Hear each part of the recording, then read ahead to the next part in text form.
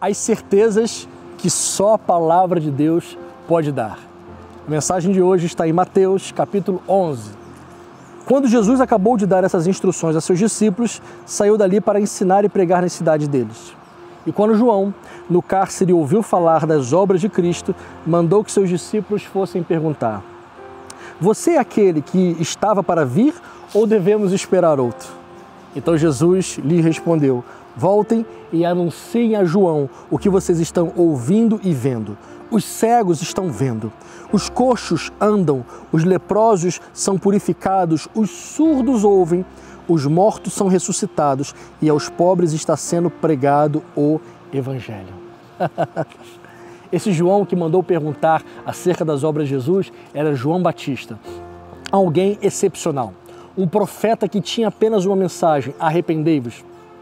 Era uma pessoa que não era ligado nos prazeres dessa terra, ele possivelmente tinha feito voto de nazireado, ou seja, um voto de consagração ao Senhor, não tinha esposa, não tinha filhos, não era ligado a comidas requentadas, ele se alimentava de gafanhoto e de mel silvestre, ele se vestia com a pele de camelo, ou seja, não se importava em ter as melhores vestimentas, não estava nos palácios. Esse era João Batista, uma voz que clama no deserto.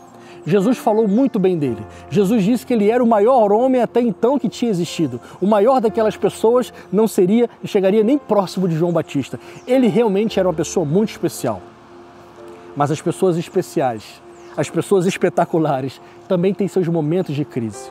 João estava preso pelo seguinte, olha que interessante, deixa eu ler para você Mateus 14, versículo 3. Herodes, havendo prendido João, o amarrou e pôs na prisão por causa de Herodias, a mulher do seu irmão Felipe. João lhe dizia: você não tem o direito de viver com ela. Embora Herodes quisesse matá-lo, tinha medo do povo, porque consideravam João como profeta. Herodes, o governante daquela época, disse para sua sobrinha largar o seu marido e vir se casar com ele. João Batista, como bom profeta que era, denunciou aquele pecado e disse: isso está errado, você não pode fazer isso. E por causa disso, Herodes prendeu João Batista e lá ele ficou preso por aproximadamente 1 ano e meio de idade. 1 ano e meio. E ainda tem mais um detalhe: João Batista não é como a gente vê naquelas figuras, né? Aquele senhorzinho velhinho com uma barba grande, talvez até tivesse, mas ele tinha possivelmente de 29 a 31 anos. Ele era muito jovem. É só você lembrar que ele nasceu muito próximo, a diferença dele para a idade de Jesus eram apenas 6 meses. E quando isso ocorreu, Jesus estava ali no início do seu ministério, ou seja, João era um jovem e ele estava preso e nesse momento ele estava em crise, estava triste porque estava preso. Talvez ele estivesse se questionando: será que realmente eu sou aquilo que meus pais me disseram, aquilo que Deus falou comigo? Eles disseram que Deus falou comigo que eu seria o precursor do Messias, que por onde eu passasse eu iria endireitando as veredas para o Messias, mas agora eu estou preso. Será que eu posso fazer alguma coisa aqui preso? E quando ele vai fazer essa pergunta, manda os seus discípulos fazer essa pergunta para Jesus, o que na verdade ele queria saber era: Jesus, tu és verdadeiramente o Messias? Porque se tu fores o Messias, então a minha vida teve propósito. Mas se tu não fores o Messias, então tudo que eu fiz foi em vão. A resposta que Jesus dá para ele é onde eu quero chegar hoje com essa mensagem. Jesus não diz: João, você tem que ser mais forte. João, você é crente ou não é? Jesus não cantou para João: a vitória vai ter sabor de mel. Ele não disse que quando o crente está firme nos pés do Senhor, ele passa pela prova cantando louvor. Nada disso. João simplesmente mandou dizer o seguinte a João. Jesus disse o seguinte a João: digam para João que os cegos veem, os coxos andam, os mortos ressuscitam e aos pobres está sendo pregado o Evangelho. E por que essa mensagem, essa resposta foi tão impactante para João? Simples, porque essa resposta de Jesus era a palavra de Deus.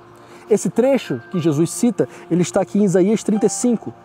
Quando Isaías fala sobre o servo do Senhor que viria, o Messias, ele diz o seguinte: se abrirão os olhos dos cegos, se desimpedirão os ouvidos dos surdos, os coxos saltarão como as corças, a língua dos mudos cantará.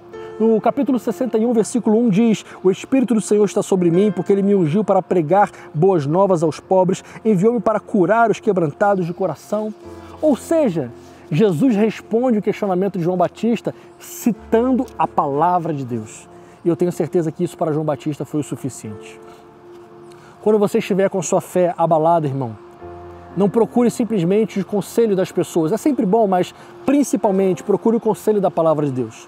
Quando o seu coração estiver desfalecido, leia a palavra, recite a palavra, pratique a palavra, fale a palavra, ouça a palavra de Deus. É por isso que você não pode faltar os cultos na sua igreja, porque lá também é um lugar onde Deus usa ali os líderes para falar a palavra. A Bíblia diz que a fé vem pelo ouvir e ouvir a palavra de Deus.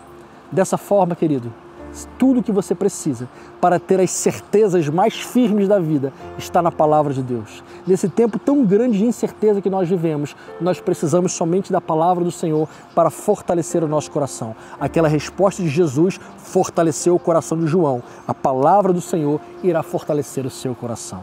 Deus abençoe.